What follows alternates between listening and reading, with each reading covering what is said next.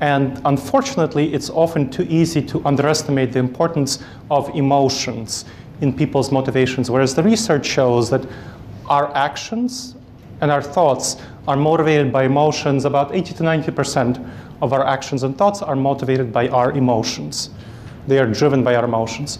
I was working with, so this was not a high, I was working with a client called the Edison Welding Institute. I wouldn't name a client unless they permitted me. So this is a client that permitted me to name the situation, describe it, give me a testimonial. The Edison Welding Institute in Columbus, Ohio. And I was working with the HR director there, Mark Madsen.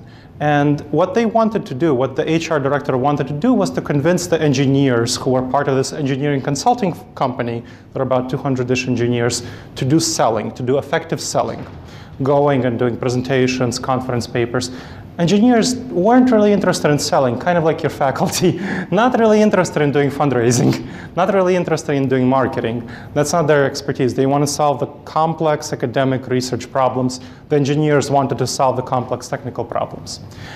And so they brought me in to try to get the engineers to do selling. What I found was that when the company was trying to convince engineers to do selling, what they were doing was using terms like being a brand, so improving the organization and so on, terms that really weren't resonating emotionally with the engineers. And so I came to Mark and I told Mark, hey, Mark, your terms really, the way you're speaking to your engineers, they're not really resonating with the engineers. They're not really resonating with the emotions of the engineers' emotions. And Mark asked me, engineers have emotions? Now, you might sometimes think that about your faculty, don't you? That they don't really present as having emotions, neither do engineers, but they're driven at the core by emotions, by various desires, fear, anxieties, pleasure, other things, which we can talk about in more depth. So I talked to the engineers, did a 360, did some focus groups, found out that what really motivated them was social status among peers. That was really important for them, and that's of course going to be very important among your faculty too. And what we did was we changed the reward structure in terms of terminology, how we spoke to the engineers, to praise the engineers who did do marketing, who did do conference presentations, who did become thought leaders, wrote blogs, and so on.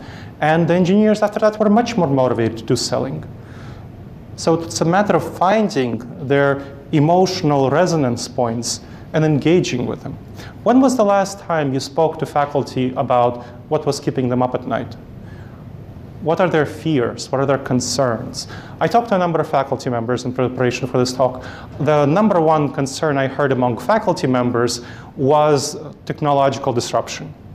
That was the number one concern. A number of faculty are afraid that they will be replaced by distance learning. There are many faculty who are afraid of this. Kind of especially the younger faculty, that's kind of their number one fear that I heard. Something that somebody who is in this room told me about that I didn't really think about, some of the faculty mentioned this, so this was kind of like a number two fear, is changing students, changing student body. Students are, according to the faculty, not making a factual statement, increasingly disrespectful, playing with their phones instead of engaging with faculty, not really resonating with what the faculty are saying, talking back to the faculty, demanding safe spaces, not judging safe spaces, reporting what the faculty are saying. So this is this number two fear of faculty members. And do you know what your faculty are afraid of? Maybe some of these things, maybe some other things. It's really hard to do so when there are no effective open lines of communication between HR and faculty. There were a number of people here in this room who told me that because of budget cuts, previous things that created lines of communication were cut. Things like community events, things like award dinners, well, those sorts of things. Now, there are a number of HR people here who told me that this was one of the things that they really protected, to ensure that there was a culture of open communication between the faculty and the HR. They protected these award dinners, community events, these sorts of things. Soft things, we call them, community building things, which in the end prove incredibly important for trust between HR and faculty members. So I want you to think about where the empathy gap might be playing a role in your organization, in your higher ed institution, and what you can do to address it. So again, take 30 seconds, please.